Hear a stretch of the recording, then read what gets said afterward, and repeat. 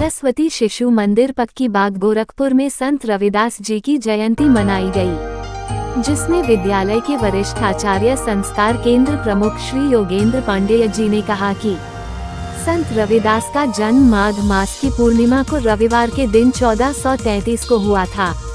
इसलिए हर साल माघ मास की पूर्णिमा तिथि को रविदास जयंती के रूप में मनाया जाता है। रविदास जी का जन्म 15वीं शताब्दी में उत्तर प्रदेश के वाराणसी में एक मोची परिवार में हुआ। उनके पिताजी जाति के अनुसार जूते बनाने का पारंपरिक पेशा करते थे, जो कि उस काल में निम्न जाति का माना जाता था। लेकिन अपनी सामान्य पारिवारिक पृष्ठभूमि के बावजूद भी रविदास जी भक्ति आंदोलन, हिंदू धर्म में भक्ति और समतावादी आंदोलन में एक प्रमुख व्यक्ति के रूप में उजागर हुए।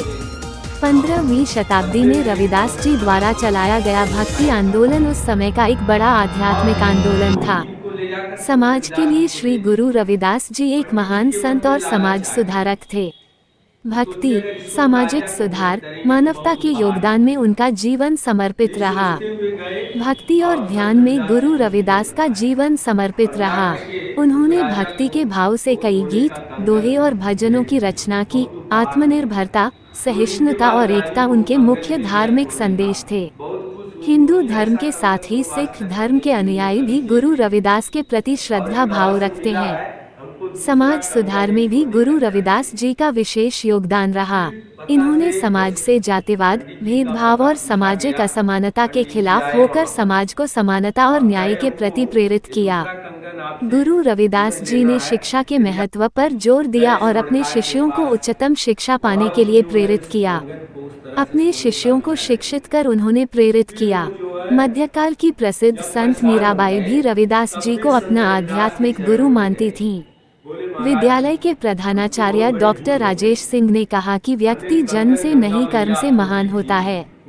संत रविदास उसी संतों में से एक हैं जिन्होंने समाज को एवं देश को एक नई दशा एवं दिशा देने का कार्य किया। इस अवसर पर समस्त विद्यालय परिवार उपस्थित रहा। इसलिए हम फिर से प्रयास कर रहे हैं कि आपको एक कंगन मिल जाए। वो जो उनका जिस टब था जिसमें वो जूता चमड़ा भिगोते थे, बोले इसी में गंगा जल को आप छिड़किए और इसी में से गंगा मैया को आवाहन करिए और वो आएंगी, इसमें से आपको कंगन मिल जाएगा। कहते हैं उसमें से 3 कंगन मिला। एक कंगन वो बोले गंगा मैया को अर्पण कर दीजिएगा 2, और जो एक बचेगा उससे अपने परिवार को जो दुख में विपदा में पड़े हुए हैं उनको आप उद्धार करिएगा।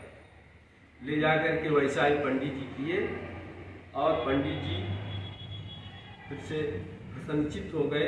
अब रानी को बहुत परेशानी हो गई। रानी बहुत दवा करवाई लेकिन उसको कुछ मिला नहीं। फिर वो पता की कि जो उनको सोने का कंगन दिए थे कोई ब्राह्मण थे। उनका पता लगाते हुए अपने सेनापति को, मंत्री को बुलाया और कहा कि आप जो है उस ब्राह्मण पंडित का पता करिए जो कंगन सोने